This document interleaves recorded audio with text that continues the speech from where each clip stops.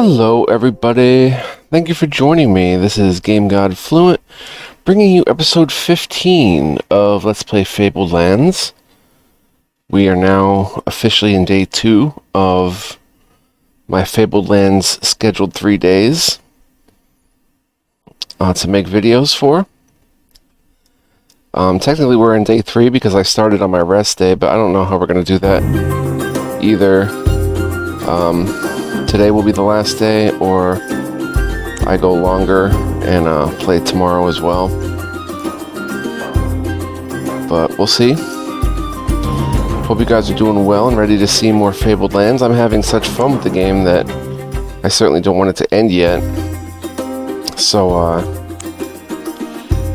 don't know, we'll see what happens. We're currently in GOLNIR. We have 968 shards and nowhere to stash them. So we're going to head out and see what we can get into here in GOLNIR.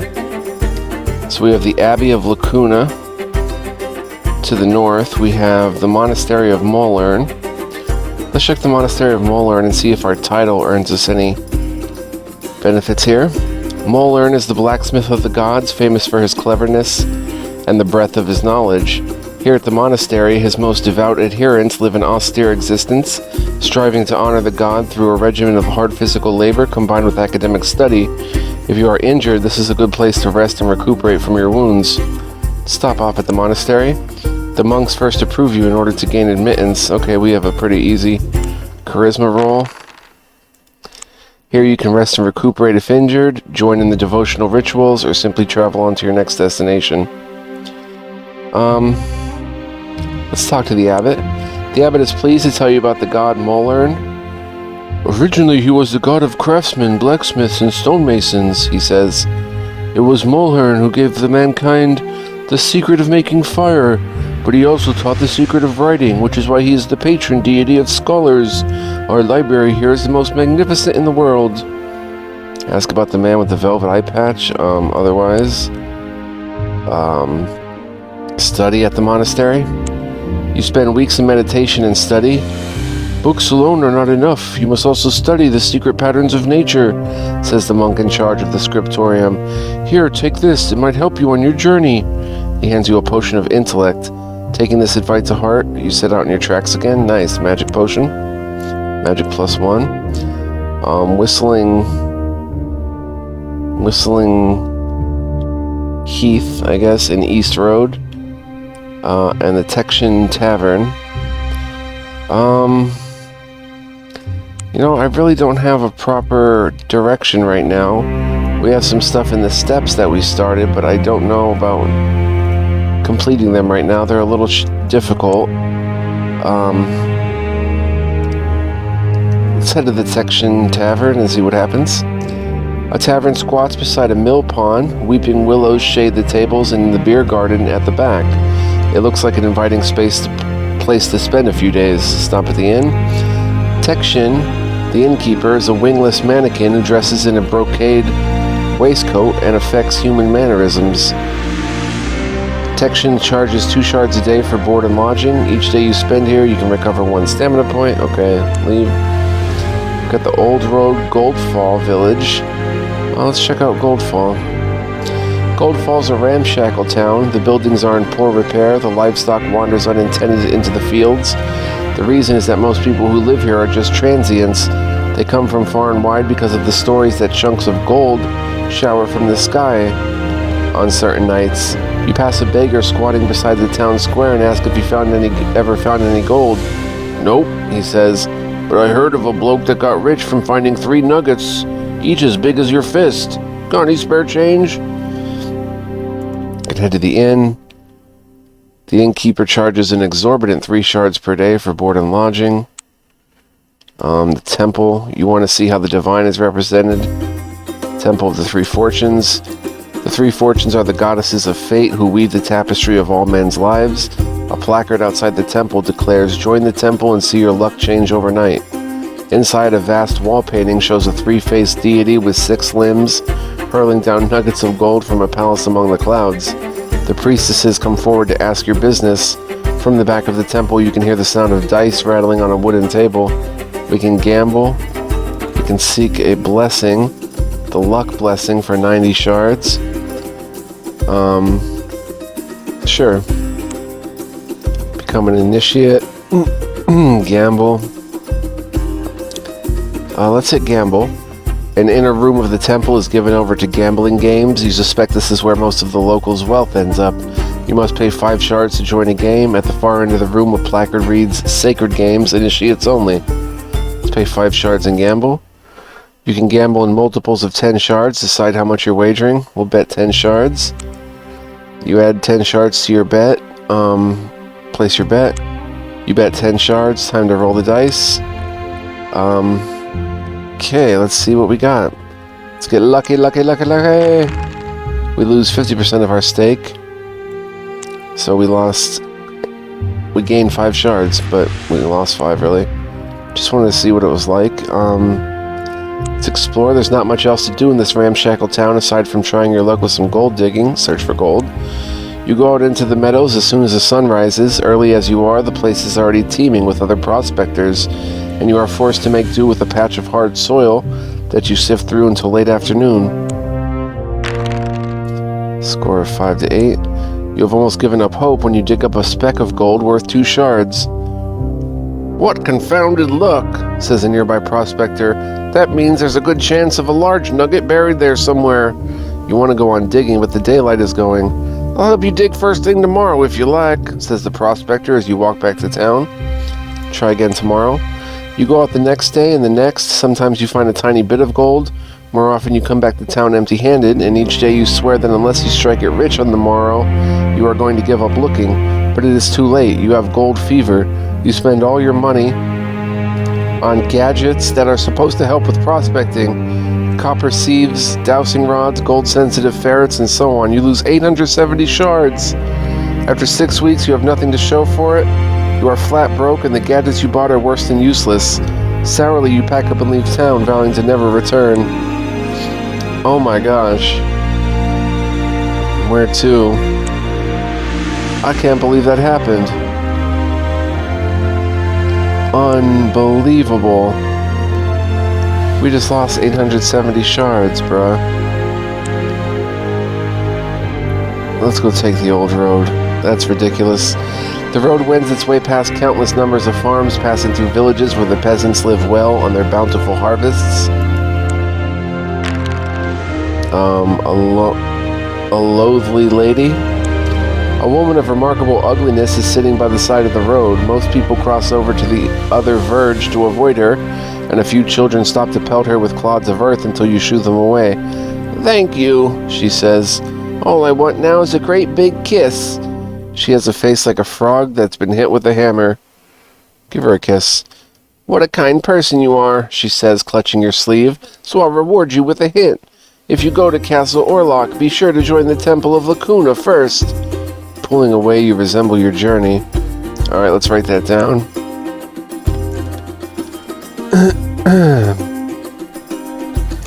If you go to... What was it? If you go to Castle Orlok, be sure to join the Temple of Lacuna first. If you go to Castle Orlok, be sure to join Temple of Lacuna first. Okay. So we lost 700 or 870. Wow. Wheat fields, open country. Let's get down to the main road for now. You pass rumbling ox-drawn carts and mule trains laden with grain and cloth. Much trade passes up and down this road.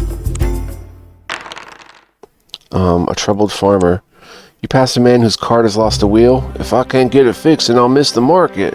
He wails, but no one will stop to help him fix the wheel. He is so grateful that after selling his goods at the market, he offers to put you up at his home for a few days. If you are injured, you can recover some stamina points. Wow, there's lots of stuff going on here. Wheat fields. We make our way to this town. Let's go on the countryside. The region between Delpton and Castle Ravane is a patchwork of tranquil fields and meadows. It seems that nothing intrudes on the slow, contented pace of daily life hereabouts. Okay, we've got a rascal. You meet a youth who shamelessly confesses to all sorts of daring crimes. His stories give you some ideas of your own. He seems to like you, and before you part ways, he gives you a potion of stealth. Cool. We have to build back some of our money. Castle Vervain. Let's head to the countryside. Here in the peaceful countryside of southwest Golnir, hay carts rumble down leafy lanes, and peasants look up from their work with a cheery wave. The dangers that an adventurer must often face are easily forgotten in this idyllic setting. A wise friar. The friar tells you that he recently passed through Goldfall. People there imagine they will get rich by searching for gold that falls from the sky.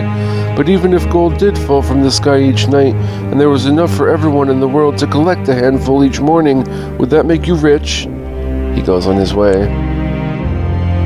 Ringhorn, the hinterlands. Wow. Let's go to River Road.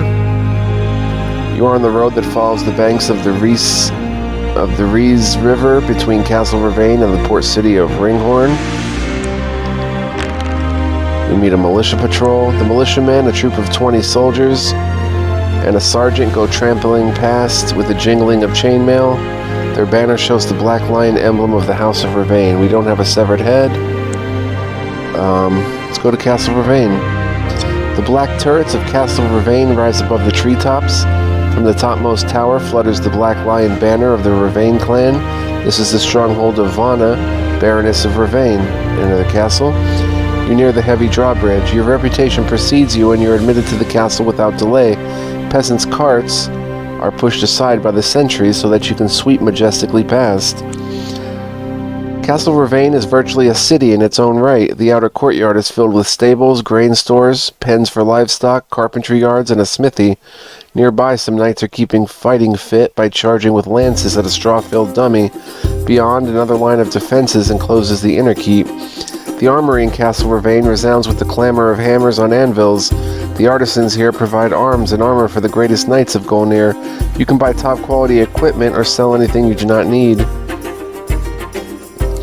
Oh, the armory, oh my gosh. And we would have been able to afford some of this had we not spent all our money chasing gold. Wow. Knight's sword. We had it. Okay, we still have our battle axe. He's got like warrior skills: shout, stunning blow, whirlwind, tactical assessment. Searching to buy some different stuff. The inner keep, the temple, shrine to the war god Tirnai, private chamber. Only if you have the title Paladin of Vervain, there is a set of private chambers set aside for your use. Temple. From the courtyard, you can only visit the shrine to the war god Tirnai. Tirnai is the god of war. The idol in the shrine depicts him as a grim-faced warrior, jaws rimmed with blood, striding forth to do battle wielding an axe and sword. Seek a blessing. Okay. We have no money. The inner keep. The doorway into the castle keep is guarded by elite knights in gleaming gem-studded armor. They watch you narrowly as you approach, then slowly cross their halberds to bar your path. "What is your business here?" asks one. State your business. The guards are not convinced you are important enough to be admitted to the keep. "Has the Baroness summoned you?" they demand to know. "She is very busy." To convince them to let you in, you need to make a charisma roll at a difficulty of 10. That's simple. Convince them. 91% chance. The guards are convinced by your persuasive tongue. One of them gestures with his thumb, saying, "Go on in then, before I change my mind." The inner keep of the castle is a mighty fortress with walls several meters thick. Narrow windows admit golden shafts of sunlight into the gloomy hallway. Visit the chapel of the god Elnir. Elnir's chapel is situated on an upper floor of the keep. As the guardian of rulership and law, he is the patron deity of the House of Vervain. Alright, seek out the wizard Estragon. You find Estragon in his laboratory deep under the bedrock on which the castle rests. Crude stone steps wind down into a glimmering darkness filled with strange lights and fumes. Estragon strides forward holding an alembic which he is heating with incendiary spells. The glow of the chemicals throws his seamed old face into sharp relief against the backdrop of the darkness. I have been waiting for you, Estragon says. There is a task you can perform, and in return I'll teach you a little sorcery. I require several objects for one of my biggest experiments, says Estragon. The first being a scarab amulet. Go and find one. When you bring it here, I'll reward you well. And where am I supposed to find one of those? Estragon fixes you with his gaze. I wouldn't be asking you to find one if I knew that now, would I? Then his face softens and he adds, For what it's worth, those beetles were worshipped in the ancient Shadar Empire. They made a bunch of those pendants back then. Of course, where those may have ended up in the millennia since the Empire's fall is anyone's guess. Accept the mission. You accept the first of the wizard's tasks. It seems that that's as much help as you're going to get from him, so you leave him to his wizardly devices. Request an audience with the Baroness. Sir de Brumas, the Seneschal, takes you into the Baroness's court. She sits in regal splendor on the gilded seat of House Vervain. A gonfalon showing the black lion crest hangs on the wall behind her. Although young and slender, she has the fierce, unflinching gaze of one who is born to rule. Why have you come? She asks, in pursuit of a quest. You wish to serve this noble household, replies Baroness Vanna. In what capacity? What will you suggest?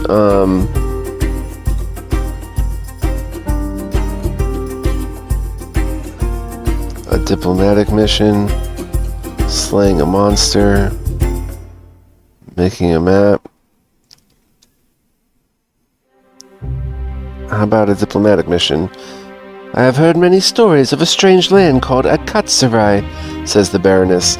Travel to this land and seek out its ruler. Convey my best wishes to him or her, and inquire whether a legate may be sent in order to strengthen diplomatic and trading links. Accept the mission. You accept the mission. With that, the Baroness gives an imperious wave, and Sir de Brumas escorts you out. Okay, so we have a diplomatic mission. We can explore here. There are a few activities in the courtyard that can keep you occupied. Requires base combat less than 9. Practice swordplay. You join the younger knights for a spot of combat practice. These are friendly bouts, but the occasional injury is unavoidable. Lose 1 stamina. The court is impressed by your swordplay. You try to win the small prize for the ultimate victory. We have automatic success. The other knights compliment you on your bravery. They present you with a potion of strength. Your inventory is already full. Oh, man. Honestly... Well, actually... This is perfect. We can drop this. And pick up the potion of strength. Until the next time, says your recent opponent, you take your leave.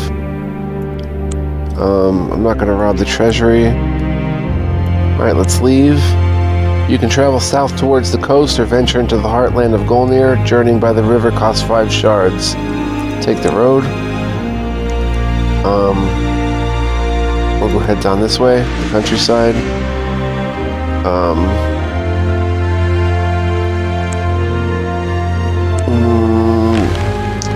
A wise friar. Ringhorn.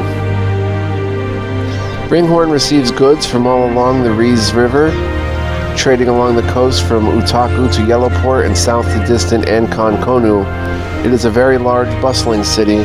You can buy a townhouse here for 150 shards. Ringhorn Market consists of hundreds of stalls crowded into a cobbled square under the walls of the Sheriff's Citadel. Head to the market. We can't really sell anything. They don't have much. They have parchment. It can be priceless or worthless depending on the contents committed to it. They have Hot Pursuit. When you cast a signature spell, you gain 2 action points until the end of the round. Either Stunning Blow, Lightning Strike, Cleansing Flame, or Animal Companion. Crippling Strike teaches you advanced techniques to further debilitate an opponent. Damage inflicted by targets affected by daze, frostbite, poison, or curse will be reduced by 2.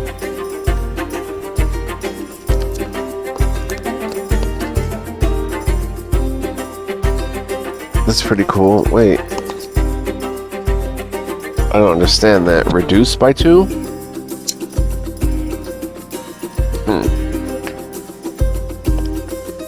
Alright, got the inn. We don't have any shards to get rumors. Can head to the temples. Alvir and Valmir. The Temple of Alvir and Valmir is a great pillared edifice of blazing white marble on the esplanade looking out over the bay, or the esplanade. The twin gods are responsible for storms at sea. In the nave of the temple, a mural depicts them as fishers, hauling up the souls of the drowned in their nets.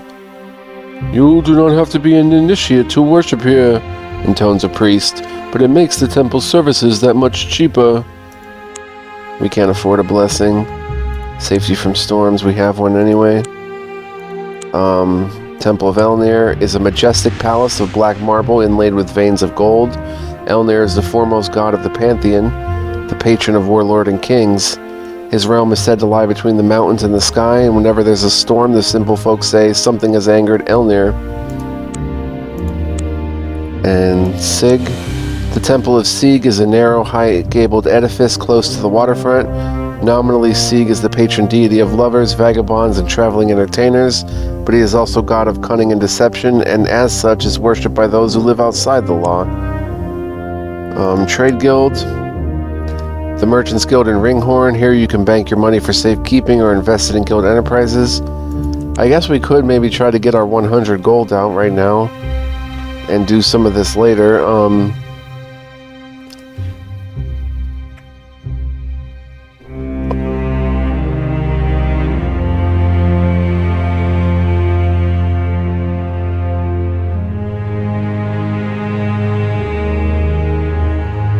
The odds against us at this point are a little hefty. We could withdraw money. I can't withdraw my 100 shards.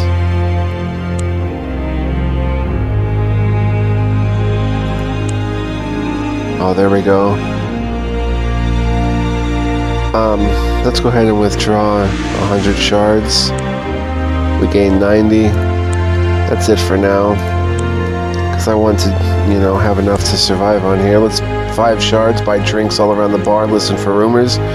You overhear a storyteller regaling a group of farmers from a nearby village with his tall tales. He tells a story of a trout that for some reason took up residence in a farmer's field. It caused no trouble until harvest time when it decided to make its bed in the haystacks. Each day the farmer and his sons piled up the bales of hay, only to find them scattered all over the field by the following morning. "You know what that farmer did?" says the storyteller. "He got a pot of fairy mead which the trout loved. The trout got drunk on the mead and that was left out for it, fell into a doze, and the farmer's sons killed it with their pitchforks when they found it in the next day asleep in a haystack." "Where did he get the fairy mead?" Or, "Where did he get the fairy mead?" you ask. "Ah, that's a different story." So we know that fairy mead can protect you from trouts. Unfortunately, we didn't have the chance to really have the fairy meat on us when we encountered that trout recently. From Ringhorn, you have the option to put to sea, travel upriver, or journey overland. The fare to travel upriver is 5 shards. Nothing at the market. We have to leave. We'll take the coastal road. You're on the coastal road that snakes along the windswept cliff tops between Ringhorn Port and the market town of Matricians.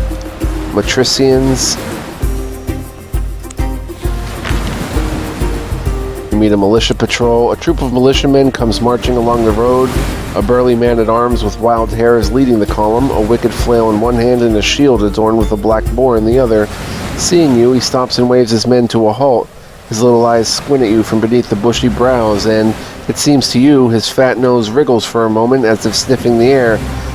My mistake," the man finally grumbles. "Thought you might be one of them poachers infesting these woods. Lousy, murdering lot they are, but you don't look the part. Keep your eyes peeled on the road, traveler."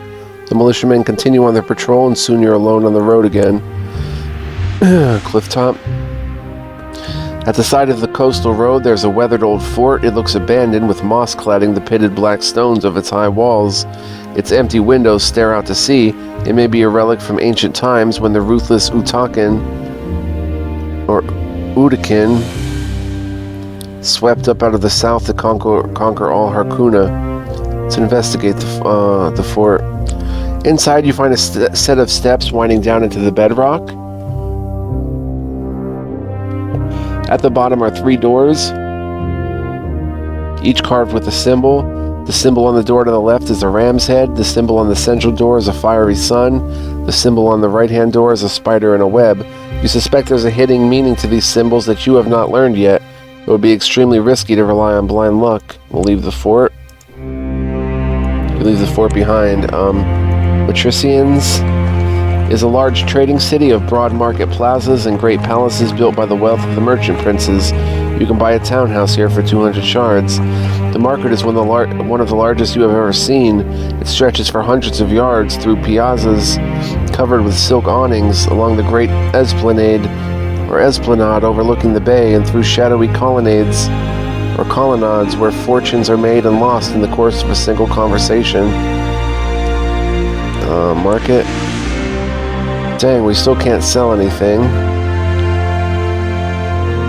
We shouldn't have been traveling with so much money. Tent adventuring gear, because an actual roof over your head is just cramping your adventuring style. Yellow dye, Song of Swiftness. Emboldens you and your illusory clones in the area of its effect, granting +3 defense for 3 turns. These are charisma skills. Sonic Boom. Illusory clone. Create an illusory copy of yourself in an unoccupied adjacent tile. The clone has the same stats as you, but only 1 stamina. Everyone's a critic. Your performance is literally painful to hear. Enemies in range have defense lowered by 6 for 3 turns. And Sonic Boom, a deafening blast of sound louder than thunder, erupts from you, hitting all enemies in a 2-cell radius for minimum damage, and has a 70% chance to daze for 3 turns. Nice. That's that. The Trade Guild. The best buys in Matricians are grain and cloth, a merchant advises you. Okay. Whoops. We've got temples.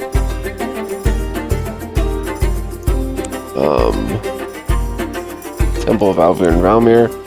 The Temple of Alvir and Valmir is a white marble building with a wide portico which gives a panoramic view of the harbor.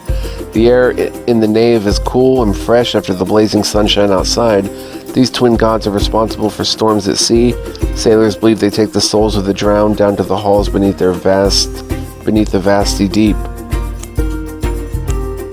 3 Fortunes. The Temple of the 3 Fortunes is a hushed, echoing hallway where a triple-branched candelabrum burns wanly on an altar of green stone. In the dim light, you can make out a tapestry that depicts the 3 goddesses as a young maiden, a woman, and an old crone. And Nagil is the god of death and is usually depicted as a cowled figure with a hollowed black stare. Paradoxically, his temple is no stately mausoleum, but a wide, high-towered building from whose minarets a haunting melody is sung both at dawn and at dusk. Okay, leave the temple. Spend 4 shards and buy drinks. A vagabond in ragged clothes tells you he has lately returned from the Feathered Lands, which lie far to the south across the ocean. It is a land of marvels, he avers. There is a hole right through the world there, and men study the stars through it. Another town is built around the feet of a great colossus that holds up the sky. On the east coast are plains where a tribe of gold-skinned men feud with a tribe who have blue skins. In the deepest desert they keep a flotilla of ships, and in the western jungles I saw clumps of moss crawling like caterpillars. By comparison, GOLNIR is quite humdrum. You set out in the city to listen for rumors. There is naturally no shortage of such in a teeming city like Matricians, where merchants come and go from all corners of the known world. Political intrigue. A mason who has been working at Castle Ravain mentions that he is supposed to renovate the private citadel of Sir Bridabar. The Knight of the Long Knife. I don't know why he thinks the place needs fortifying, says the Mason. Maybe he knows something I don't. Still, the money's good. Okay, we can keep exploring this for different outcomes. A bizarre tale. 1 second, guys. Be out in my smoke. Having fun exploring GOLNIR thus far. You hear a tale of a merchant who resolved to do business with the Trow, the eldritch race that dwells in caverns below the world. But the merchant did not foresee that the Trow have no use for human coinage. They bundled him up and took him off to their subterranean lairs. What did they do with him? You ask the man who's telling the story. He's not sure. Boiled him down to make oil for their lamps, I expect. I want trade secrets. Nope. We can keep exploring. There's trade secrets. You get to hear about a spice shipment from Ancon Konu that is due to arrive in port within a few days. I got the news from a wizard who's just come from Dweema, says the merchant who is telling you this. How come his ship got here before the one with the spice? He gives you a knowing smirk. I said he's a wizard. He probably flew here on a demon's back. If you want to invest in the market, on the basis of this information, decide how much you're investing in multiples of 100. We don't have enough, so not interested in making an investment. Honey for a thief would be cool if he doesn't steal our stuff. Roll a 4 or something. Oh, there's something about Yellowport there. I didn't see that. Trade secrets. A group of merchants are huddled at the dockside discussing the political situation in Yellowport. I'm withdrawing my investments, says one. There'll be anarchy in the streets before the year is out. You mark my words. Come on, let's roll 3. I want honey for a thief, but I wonder if they're going to steal from me by rolling that. There we go. Honey for a thief. There's talk of a valuable gem that has recently arrived on a ship from Mutaku. Steal the gem? Let's F5 here. Just in case. Steal the gem. You hide behind a stack of crates on the dock and wait for the night to give you the cover you'll need. Oh, we got this. Boom. You sneak up on the ship, tiptoe in the captain's cabin while he's sleeping off a rum-soaked evening, and steal the gem. The next day you fence it for 400 shards. Beautiful. So now, we can F5 and go ahead and do some of those trade secrets. There we go. We'll invest 100 shards. You invest 100 shards, playing a short position on the market. Done investing. Following the merchant's advice, you invest your money and wait to see what return you get. A roaring spice trade doubles your investment.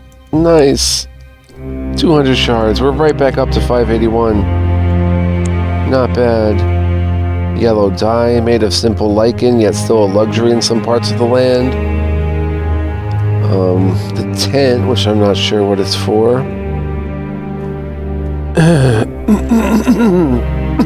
Excuse me. Tarnished sword.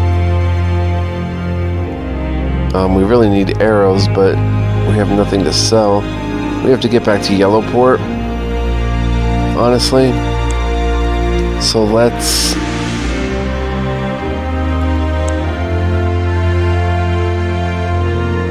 the haunt. Let's hit the east road. You're on the road that stretches across the downs between Haggart's Corner and the coast. Knights of Nagil. 3 knights overtake you on the road. Over their armor they wear white shrouds, and their shields bear the holy device of the god of death. We are pledged to Nagil, they say. We count ourselves already dead, and so we cannot be defeated in battle, for we have no fear. They offer to make you an initiate of Nagil on the spot. Refuse. There's Wishport. Wishport is a picturesque town set at the back of a bay rimmed by white cliffs. Fish oil, dyes, and other commodities are packed here for transport inland. The market is located in a warren of alleys adjacent to the waterfront. Each alley is dedicated to a different commodity. In one you can buy rope, and another lanterns, and so on. You hear the echo of hammer on anvil from the weaponsmith's forge just ahead. I'm going to F5. Let's see how long we've been playing. 34 minutes, okay. At the harbor, passage to Marlock City is only 5 shards. Stash, only 100 shards to buy a house here. Might be worth it to buy in GOLNIR. We'll check the market.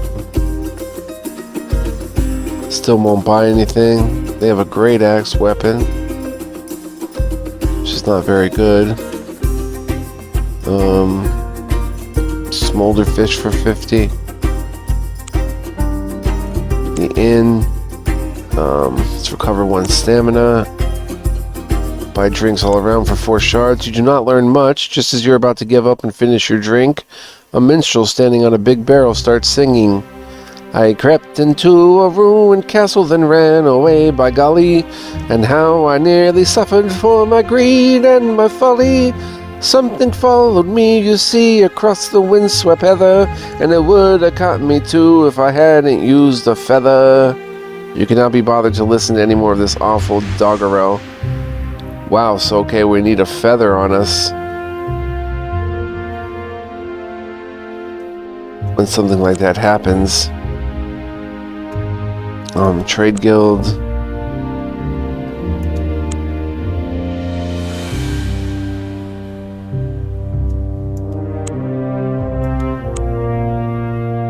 In market temples. Temple of Alvir and Falmir is a white marble building with a wide portico which gives a panoramic view of the harbor. The air in the nave is cool and fresh after the blazing sunshine outside. Okay, not much to do there. And 3 fortunes are the goddesses of fate who weave the tapestry of all men's lives. Their temple is a high-ceilinged edifice dimly illuminated by 3 altar candles. And I can get a stash for 100 here.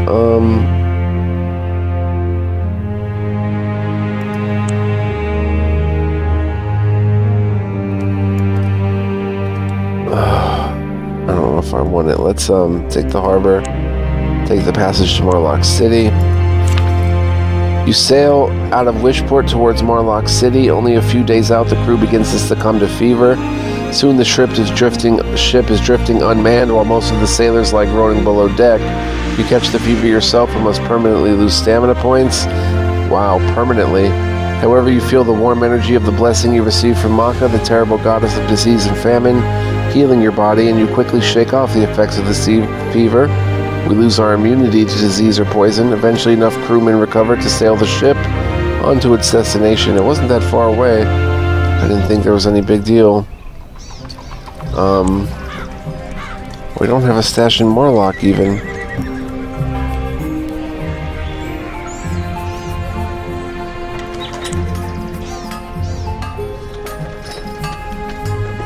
Alright,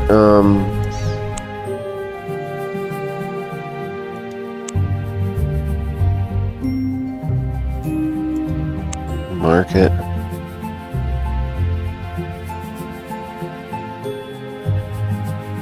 Sell the pearls for 80.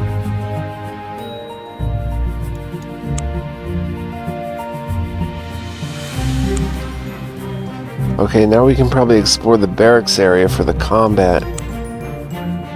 3 drunken army officers accost you on the street. So, what have we here? Sneers one of them drunkenly. Out of our way, you stinking dog, says another, shoving you in the chest. Return the insult. You rebel swine, slurs one of them. Not showing proper respect to the army, says another. That can't go unpunished. They wade into you, beating you into submission. We have a 91% chance to pass this. Ooh, we just do. You're an accomplished street brawler, and after only a few minutes of furious fighting, the 3 officers are laid out unconscious in the street. Several people gathered to watch the brawl. Most of them give a cheer at your performance. General Marlock's troops have not endeared themselves to the population. You find about 25 shards on the officer's body and an officer's pass. Take whatever you require.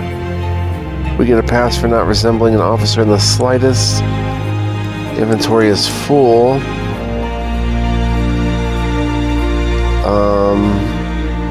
Oof. I guess we'll lose a wolf pelt.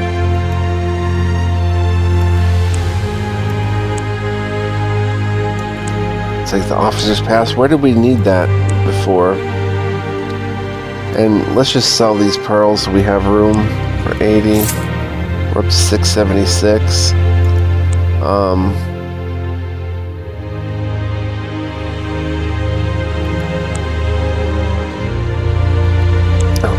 I don't think there's anything else to do here.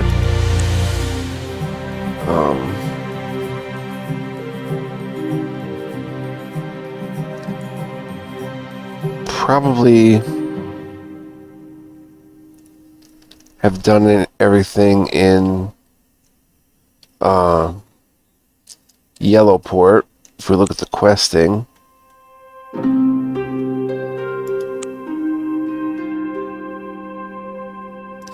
to find the Scarab amulet, we would have to go somewhere up here, maybe.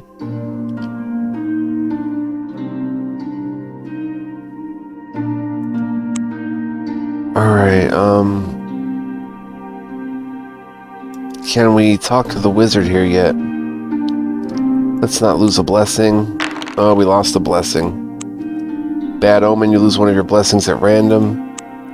We can't visit the Olafard the wizard. Let's just go to Yellowport.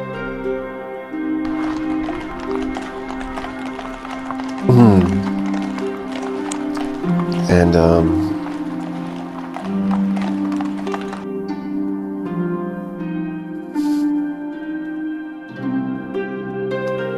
they can't buy anything, but if we go to our stash, put the potion here, ink sac alchemy item, we can put that here, potion of stealth, potion of godliness, potion of alchemy, keep the officer's pass on us.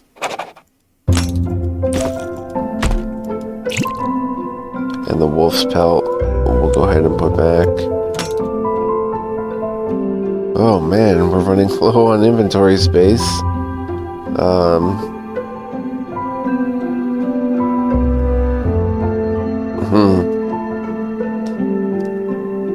Ashes. We'll grab the fairy mead for when we're in GOLNIR. Wolf pelt. See if we can sell some of this stuff.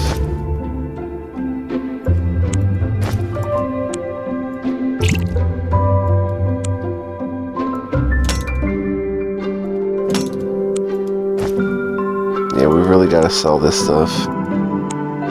And nobody's buying.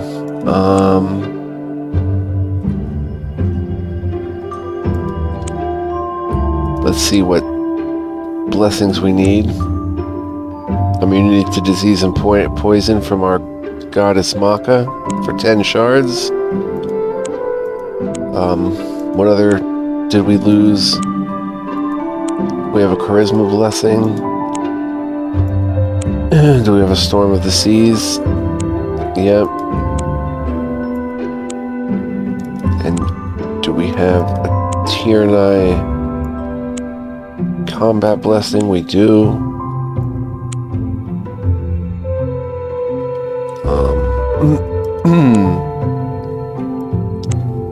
We'll have some fun here before ending this episode and just being pretty much completely enamored with this game. 5 damage.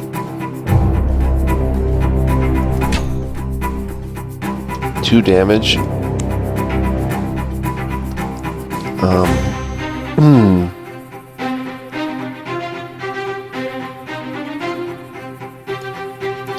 Swap weapons and bada boom, ba boom. Oh, I didn't mean to step there. We're going to take a hit here of 2 damage. We do 4 damage. Dang, a little sloppy. But we defeat the cannibals. and get our favorite items ever. Bag of pearls and a feather. Let's just dump the bag of pearls immediately for 100.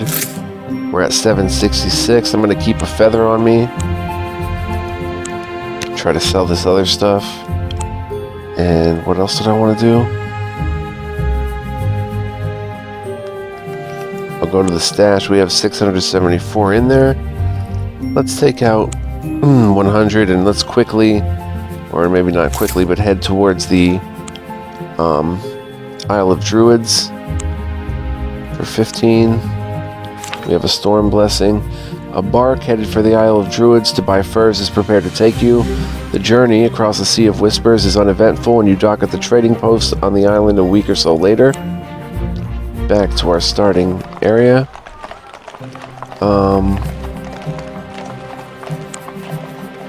Obviously there's not much to do with the market here, but we could buy arrows at least.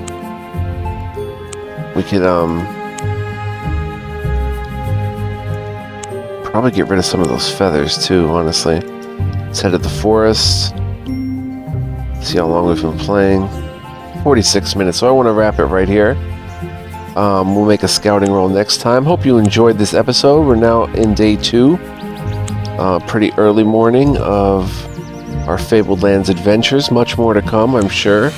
So I hope you'll stick with me, and I hope you're enjoying the game with me as much as I am, or close to it. Appreciate you guys. Thank you so much for watching and making it this far. Let me know what you think in the comments, and I'll see you in the next one. Much love, peace, and joy to you and yours. Take care, and bye-bye.